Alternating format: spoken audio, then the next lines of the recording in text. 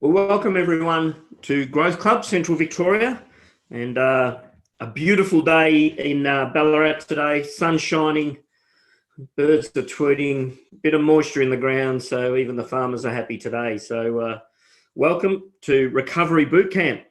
A little bit of background.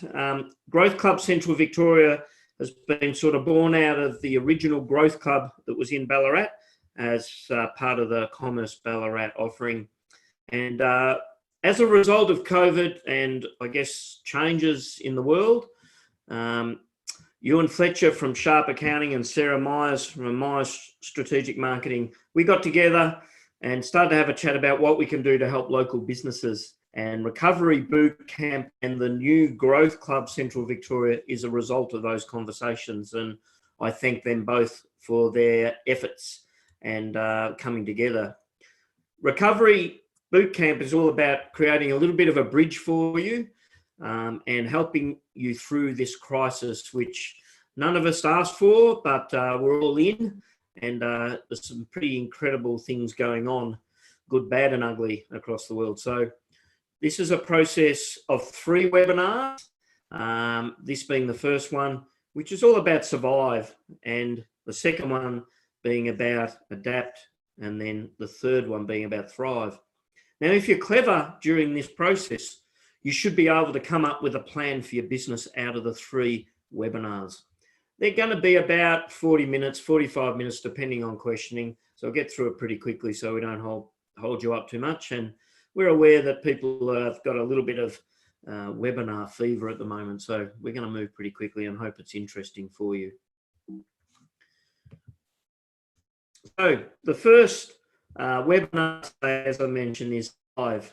How do you survive in very turbulent times? And one of the things we've noticed, and from our research and experience in working with leaders and teams across the globe, is that getting a handle on your current situation, finding your due north, as we call it, and then working through a process with some dedication and commitment, and then looking for opportunities to thrive, are the results of good leadership and good planning. So we hope we can give you some of those tools and insight here today.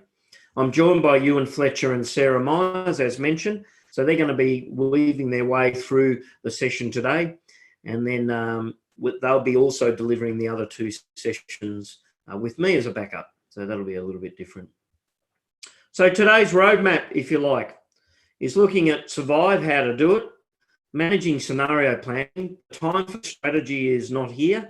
It's now about scenario planning and making sure you get through. Focusing on the right things. So where you put your energy when everything seems to be pulling you in the other direction. And looking after yourself and your people. So we think there's a massive hit on mindset, resilience, and sort of mindfulness at the moment. So we need to make sure that we're handling how we feel as well as how we behave and work. A bit of the mechanics and the dynamics, if you like. So let's get started. So as I mentioned before, the first part of this is all about scenario planning. Traditional strategy planning, as we would describe it, has sort of been parked for a little while we bunker down, sort of manage all the leaks and the things that are going on in our ship and try and create some stability. I think it's really important that you understand what part of that curve you're in. So as crisis struck in sort of early February, when it really started to bite and take hold, we then moved from crisis into survive, some control and stability. And then at some stage, we know from experience, both out of world wars, pandemic flus like the Spanish flu that we've had in the past, there's always a change. There's always a switch or a pivot into hope and recovery. And what you've got to understand is, what is that pivot point and when have you hit it? It'd be easy to feel like you're pivoting at the moment if you're listening to the media and the fact that we're coming out of this isolation and lockdown. And there's no doubt there's going to be some celebrations and some inundations of some popular national parks and hotspots for people to just get out of home this weekend. But just got to make sure that you understand what that really is for your business and what point you are at.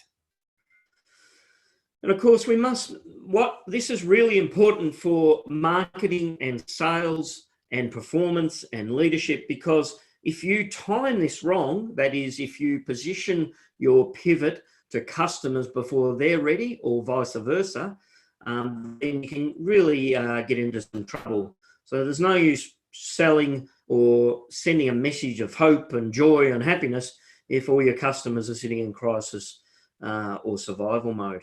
And same for your people. And we're going to talk about your people impact a little bit later on. So one of the things we've learned from expedition type adventures of Peter Hillary, Robert Falcon Scott and Ernest Shackleton is when you're in an expedition, often you don't have a map. You're into a search for the unknown. That's what expeditions are about. And to me, this crisis is a little bit like that. We don't know where we're going. We've never seen it before. So what we need to do is get some sort of map to give us some navigational points, or to put in our due north, as we would call it.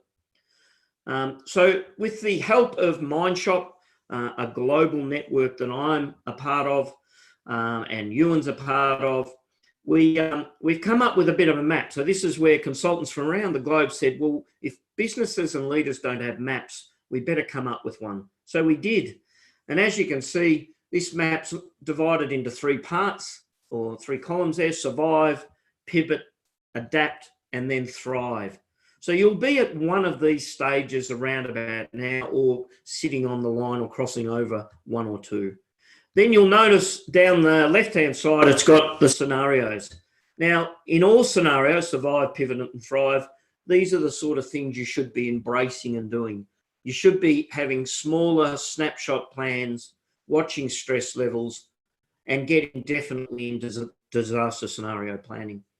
As you move into pivot, you'll be looking at innovation, looking at more capabilities and resources. Of course, employment and these sorts of things are going to be a big issue. And then as you move into thrive, you get into growth planning, implementing change success models, and all those sorts of things.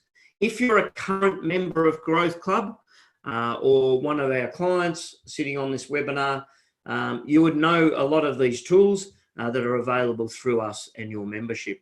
So this map is a real quick, ready reckoner to get to those tools, both on Mindshop Online and our Thinkific site. So what you've got to do now is decide sort of where you are. Now, for most people, I figure, and based on the questions we got back from you on your registration, most people seem to be sitting in this sort of oval here, somewhere in between survive and starting to look to pivot and adapt. And that would make sense as we come out of lockdown. What you've got to then establish is, are you business as normal? Are you low impact or high impact? They're the common scenarios we're working across with organisations to give them their due north, if you like. So I guess what I'm going to do, this is a fantastic slide, and you'll get this as part of the handouts that come out to you after this webinar. Just have a think about where you are. Where are you on this? These lines, whether you're high, low, or busy, and what should you be doing as a result of that? The all scenario objectives and actions must be done, but then you can look at some more specific actions and scenarios. And then, of course, if you're a member of Mindshop with us or Growth Club, you can actually link onto those tools and get them and download them. So that's your map for due north. I think this is really important to put up on the wall, communicate with staff. One of the things we've noticed is open communication, authentic communication from leaders is really important at the moment. Get your staff involved in your destiny because it'll be important going forward. So then once you've done that, where do you spend your time? Traditionally, we would do a lot more in the now or the where, setting direction, doing vision, doing strategies. But at the moment, there's probably not as much time to be spent on that. We need to get moving. You need to get things going and make things happen. So spend about 20% of your time in the now, or gaining clarity of your situation. And there's a sort of phrase we use here, slowing down to speed up. Now, at the moment, that sounds crazy advice. Slowing down to speed up, Mike. What are you talking about? But in the case of building scenarios to get out of crisis, it's really important that we don't just rush in and do fire, ready, aim. We've got to find our clarity, work out a little bit of short-term direction, a new path to your summit, and then work on the how. And as you can see, 60% of your time is about getting things done, working at things, and basically having a go and moving on actions. So when I look at the now analysis as the first start of this process, so these are the things you're looking at: immediate decisions. And if you've got to make decisions, be it on resourcing, cash flow, staff, whatever, don't procrastinate on this. Do them quickly, and just be mindful that during this process, you're going to get some things wrong. It's quite normal to make mistakes during this crisis. What's bad, though, and what can't happen is just procrastination, that you freeze. Diagnosis, get some key issues diagnosed. Have a look at sales trends and where they're going. And a little warning to people that think they're business as usual, or think that they're going to come out of this and it'll be the new normal or business as usual. I think there's going to be some pretty big ripple effects of this crisis. So just make sure you understand the lead and lag data in your diagnosis, not just the outcomes. So I'm working with a couple of customers that are business as usual, but we're also still scenario planning if things are to slow down in 6 or 12 months. What are your key challenges that are easy identifiable? They might be in supply chain, they might be marketing, they might be anything like that. Just have a look at those key challenges. Then look at urgent concerns. So this is where you might have some cash flow type restrictions, you might have some supply terms and conditions changing, all sorts of things. What are your urgent concerns that will really hamper your short-term objectives? And you'll notice at the end of this sort of pretty sort of doom and gloom stuff, there's an opportunity. Where is the potential? So I know in Ballarat, here we've been working with Wilson's, the beautiful family business, supermarket business in Ballarat. And when the crisis hit them, Peter and the team there really pivoted from wholesale, which came to a grinding halt, into restaurants, pubs and clubs, and pivoted very quickly to home delivery. And as a result are now doing 250 odd deliveries a day. Now, did they set out to do that? No, we had done some planning on that. So it was sort of there as an opportunity, but we had to make up systems. We had to make up an app. We had to build some process internally. We had to redirect staff, but all of that was done through scenario planning. And it's now been successful with the acquisition of a big group of new clients that we hadn't seen before, which allows us to now to turn them into long-term loyal customers. So there's a great example of that now analysis turning into an opportunity. Where are the opportunities for you? Now, to do this, what you do is you get a big butcher's paper and create a mind map. This is a mind map with a central subject and outlining sort of opportunities. Now, to help me out here, I'm just going to bring in our guest panelist in Ewen and Sarah. So I'll get Ewen and Sarah to just unmute their microphones if you wouldn't mind. And maybe we'll kick off with you, Ewen, from Sharp Accounting, just on financial position. What are the sort of top points that people should be looking at as far as financial positioning? Yeah, thanks for that, Mike. So we're in very unusual times, as everyone knows at the moment. We've got this 6-month hibernation period that's occurring with the likes of JobKeeper payments being in place for a lot of businesses, rental pauses from landlords, and also loan pauses from either banks or equipment finance. So a lot of businesses we're seeing out there are able to start operating again, but they're in a different world because they're getting a lot of money put their way. But this money's all going to run out at the end of September. So why I'm mentioning this is there's a need to really think through and think past the end of September, as well as the near term, to adapt your business to what it looks like after them without this funding, and keeping in mind considerations like these COVID restrictions around social distancing, the 4 square metre rule, and businesses that'll be operating with lower customer numbers purely because of their floor space, and how that might impact your business in regards to whether it's viable at different revenue levels or different turnover levels, is going to be key going forward, because that's what will be different about businesses is in the short term, 6 to 12 months, you may need to be operating with less customers coming in the door. But as Mike's pointed out with the Wilson's example, there's other opportunities, whether it be takeaway or other services you can offer. Yeah. Thanks, Mike.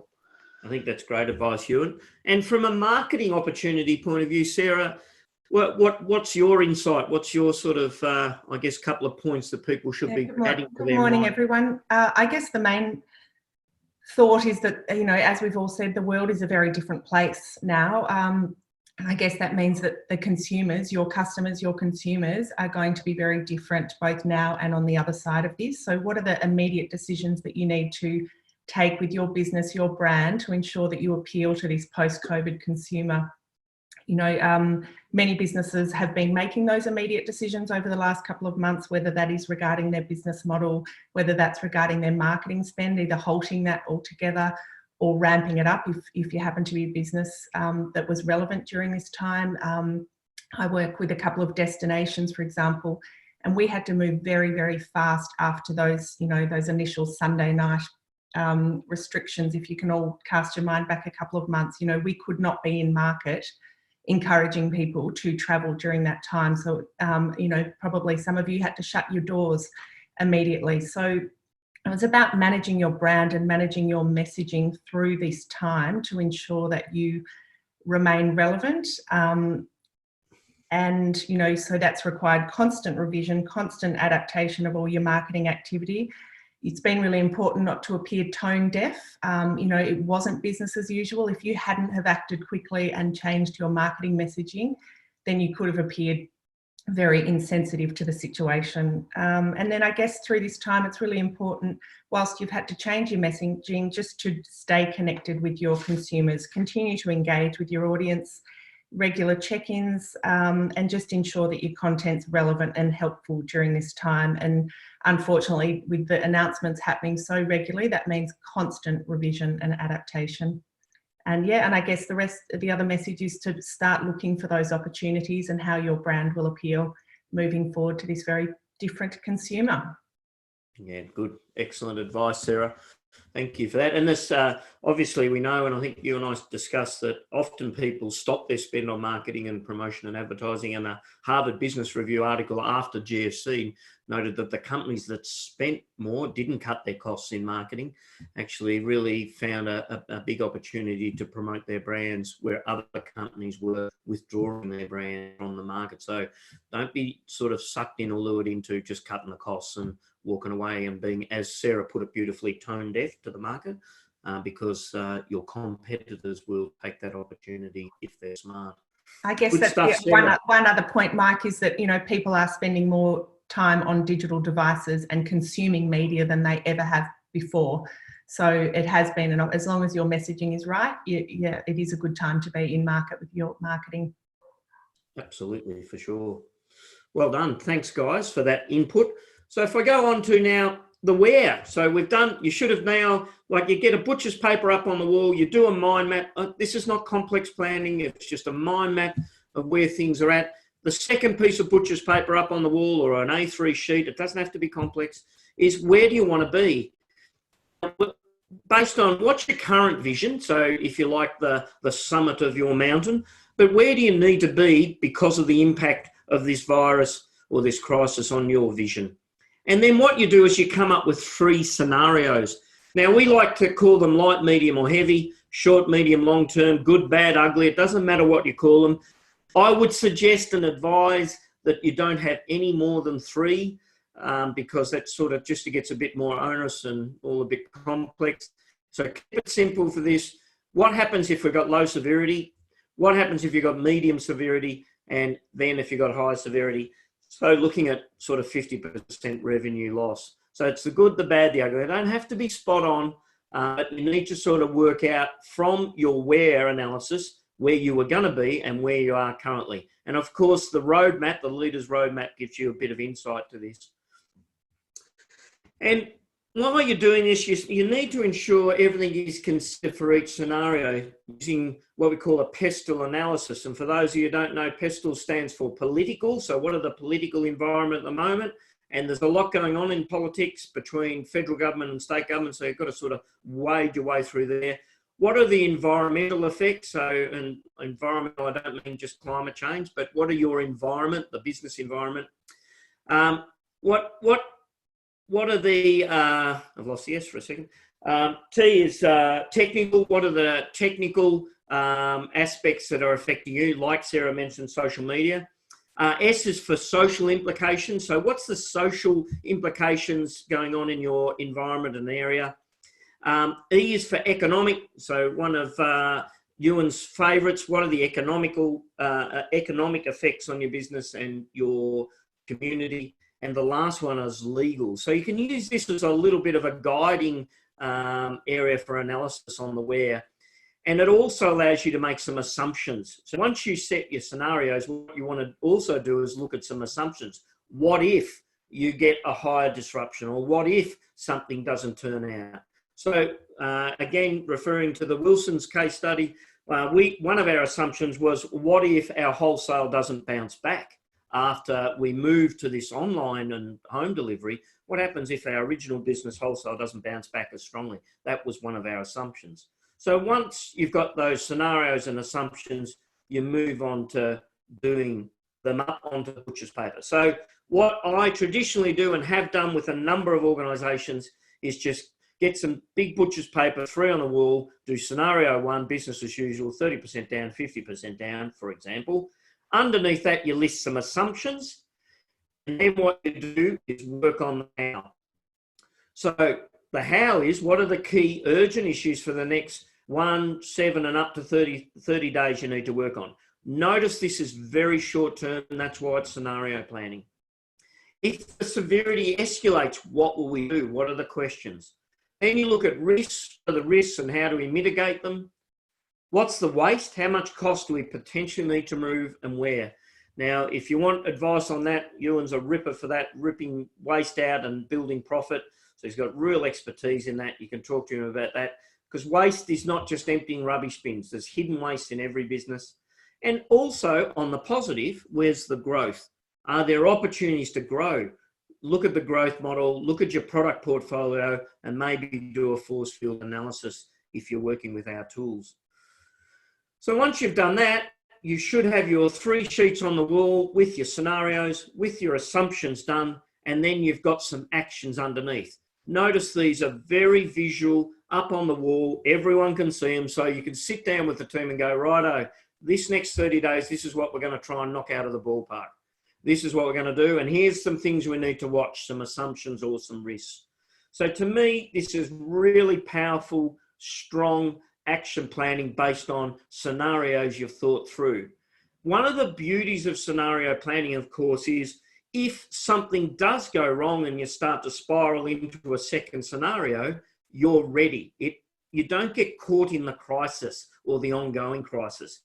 And one of the things I'm seeing, and I mentioned before, there's a lot of fire ready aim going on at the moment in businesses. Big reactive moves to crisis rather than the scenario planning and then being sort of ahead of the game. So look to get these done and move from that. Then what you do as a last is some way document the plan. So collect your core actions into a clear 1-page plan, and I'm going to show you a template for that in a moment. And is the plan capable of success? Test the scenarios in your own mind. We know that very adaptable leaders, strong leaders in crisis, have the ability to simulate in their minds what will happen. So keep that in mind as you're working through that. What are the simulations here that you can play out? Keep the plan current. As Sarah mentioned, you've got to really work the plan, review it with your people. I would be reviewing this, if you've got a 30-day plan, reviewing it weekly. You need to communicate.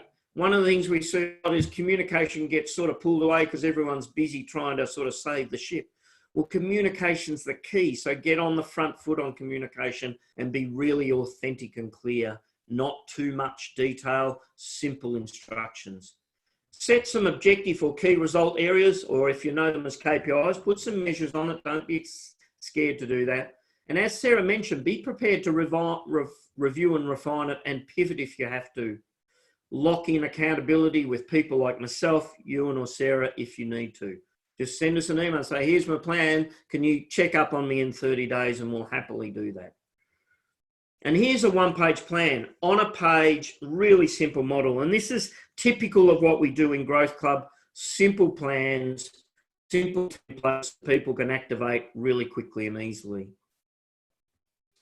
Now, if you want to go through this whole process, we've got a recording up on our YouTube channel, and it's the disaster planning process.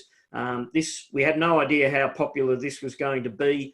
It's been sort of downloaded and used all over the globe. We've had someone download it in Norway. I don't know what's going on there, but we've had someone do that. So if you want the full scenario planning process with a bit more instructions, please go to the YouTube channel on that link. A couple of things to finish us off with and some comments. One of the things that we think is really important is to set up a war room. If you can do that in your organisation, and that's a separate area, cleaned out, not many distractions on the wall, get your butcher's paper and your plans up on the wall, use it as a due point for your team where you can meet and say, this is what we're doing. I have no doubt somewhere in the halls of the AFL there is a war room that clearly only Gil McLaughlin and a couple of key people know about, because not many people know what's happening with the AFL until they release information. So that shows you an organisation that normally has lots of leaks to the media isn't having any at the moment, because they've got a war room set up and they know the plan that they're trying to activate and they're working with the scenarios. So make sure you do that. Another thing I think is really important, if you don't have strong accountability or rhythm, or what we commonly call cadence in your meeting loops and your huddles, then now's the time to get that right. So obviously you want a bit of a daily huddle, and then you go to a weekly update and a monthly review. Now, I wouldn't look any further than that. We've got below that quarterly strategic and then annual strategic resets, which we do regularly with our customers. But at the moment, they're all on hold, because where you need to be is in this quick activity, quick refine and review, and then go again.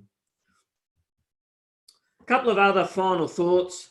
Decide on who will be involved. So don't sort of bring people in and out. Set a war room, set a team that are going to do it, and then just do it. And, don't hesitate, don't procrastinate. You've just got to have a crack, as we say. Review the plan weekly, pivoting as you go.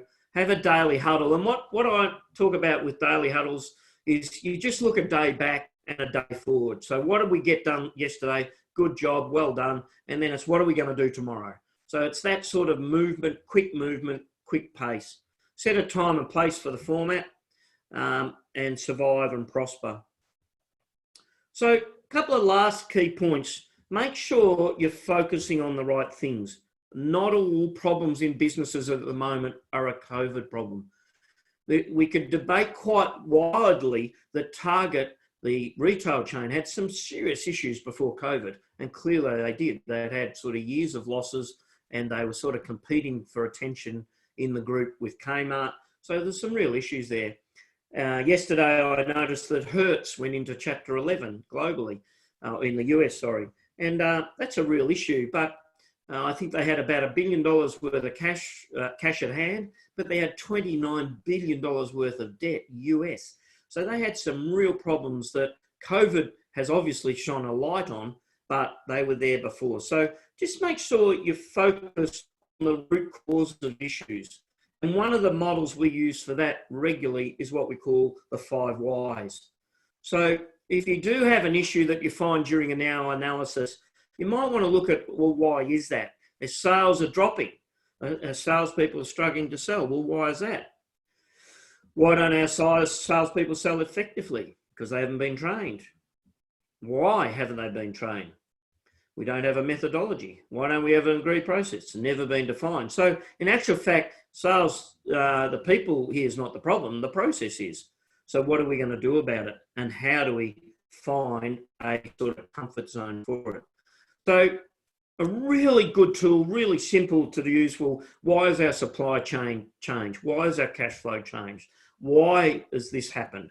So using that 5 whys process with your people quite regularly. It'll feel a bit awkward at first, but it's a ripping process to use to get to the real problems, remembering that not all business problems are COVID. The other thing you can do I think it's a really important thing is to look at issue ranking. One of the things to get focus on issues is to find the right issues. So you might have these sorts of issues. What you do is you look at them from a scorecard of opportunity to improve. Now, if it's a high score, there's a high opportunity. If it's a low score, there's a low opportunity. You then look at it, does it support your future growth? So is it going to have an effect, a return on effort or investment? You give that a rating, 10 being high, 1 being 0, and then you give it a score. And as you can see there, sales retention is a really good one to sort of work further on and go a bit deeper with your team on. So simple tools like this that you can get from being in Growth Club or talking to Sarah, Ewen or myself, we can sort of help you out with these sort of tools to get to a result. And then you come up with an action. Well, which one do you do? Now, if Ewen was sitting there, he won't go the sales one. I can hear that now. He'd jump on the cash one because that's important. Whereas Sarah and I would probably go to the sales retention. If there was a marketing one there, we'd jump on that as well. So just remember, not all issues are COVID issues. Be careful what you're looking at. Lastly, to finish this off, look after yourself and your people. I mentioned before that we have this curve. You remember we move from crisis to survive to hope to recovery. What's above this curve and sort of ghosted out is this fog of mindset. And this is a pretty sinister curve.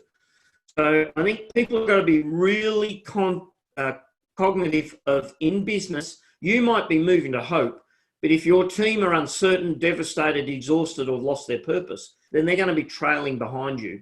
More importantly, if customers are back there, they're going to be trailing behind you. And as Sarah mentioned, your marketing message then will fall flat or not hit the mark from a mastery point of view.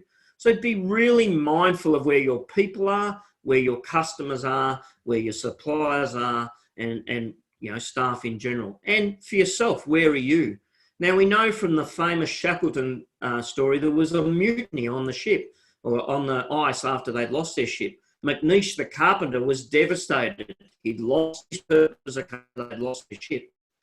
And he created a one-man mutiny because Shackleton, the leader, had moved to hope and recovery, not realising that McNeish was trailing behind, all depressed and exhausted. So just be really careful where your people are and keep an eye on them and help them out. Get close to them. With that in mind, one thing I think you need to be really careful about is whether you're mindful or mindful. I don't know about you, but there's so much media noise. There's so much going on, webinars like this. There's a lot going on, a lot to take in. You've got to work out what you need to work on. And behind me here, I've got a bit of a colourful wall, as most people sort of point out, but that's my wisdom wall. So I've stopped listening to news, really. I only catch the bits I need to sort of stay informed. But what I'm now listening to is wisdom. Bernard Salt, Lindsay Fox, Seth Godin, Malcolm Gladwell, what I call people of wisdom who can see over the horizon. Because I need to work out where we're going because I can't do anything about the past. So this is a mindful model that I think you can really help you to find your present and find your centre. If we work in the past, you'll just get depressed about what we had before, what we were doing before when the world was good and everything was stable. If we go too far in the future in this crisis where we don't have the answers, you're going to get pretty anxious because you're trying to work it out and you can't really make sense of it. So for me, staying in the present, staying in the middle is the key to the game of leading businesses and being really proactive in businesses. So just make sure your people stay in the present, and as a leader, you keep them in the present. Your plans are in the present. You don't get drawn into the past or too far into the future. I agree with you, and you've got to start to look at where JobKeeper and these sorts of funds will end because they're not going to last forever, despite popular belief. But don't get too far in the future. So what did we cover today? Survive, managing your scenario plans. Please do them if you haven't done them already. Don't worry about strategy for the moment. Just get your scenarios mapped.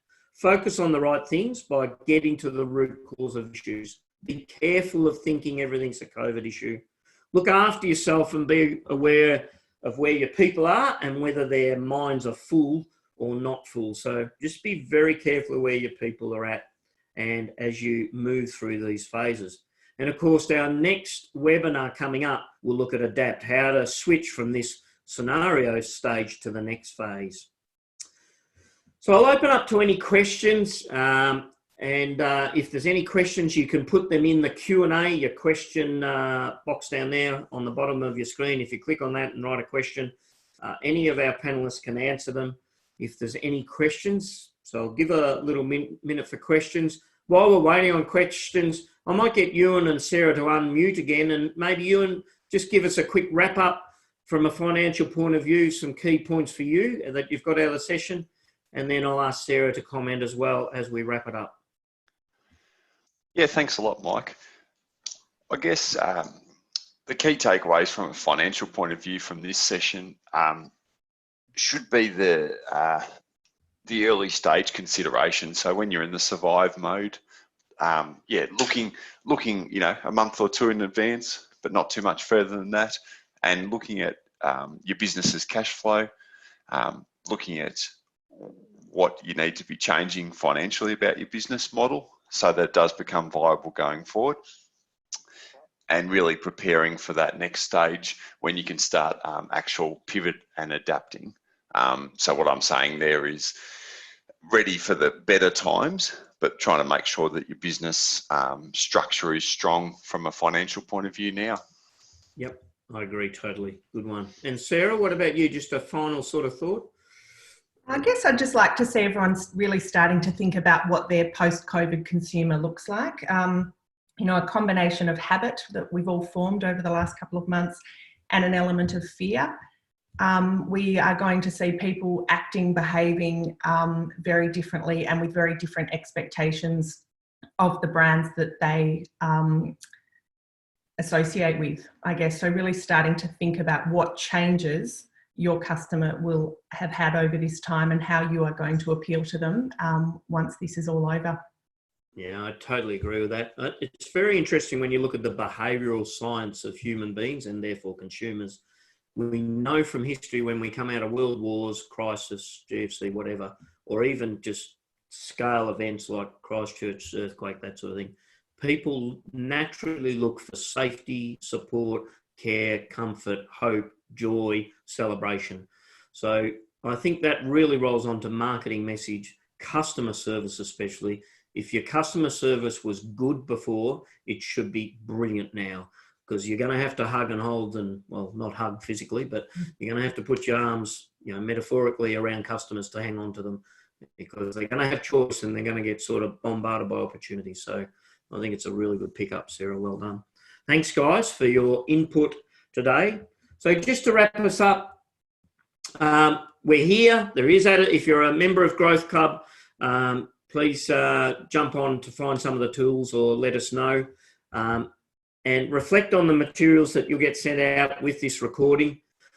Lastly, I want a real big thank you to Ewen and Sarah that have combined with me to bring the Growth Club boot camps to you. Our next webinar is webinar 2, so that'll be into looking at how you adapt and how do you start to pivot, and then that will be run by Sarah with Ewen and I helping out. And then on Friday, the 5th of June, the third and final webinar, the free webinar boot recovery camp, will be around how to thrive. And Ewen will be running that one with Sarah and my help. And that'll be where you really bring your plan together. So you can see in about 2.5 weeks, we can get you through a whole planning process for free. So, and then later on, if you want to join Growth Club and get together with us and our members and join a tribe of like-minded people, we'll bring that to you as we get allowed to sort of bring groups together and have a bit of fun together. So I'd like to thank everyone for joining us today. Doesn't appear that there's any other questions that I'm seeing at the moment. So just a big thank you and shout out to Ewen and Sarah. Thanks very much for joining us today. Make sure you register for Monday and Friday next week, because they're going to be ripping webinars where we bring everything together as we move through the 3 phases. So thanks everyone for joining us. Stay safe, stay healthy, and let's get the Growth Club going. Thank you.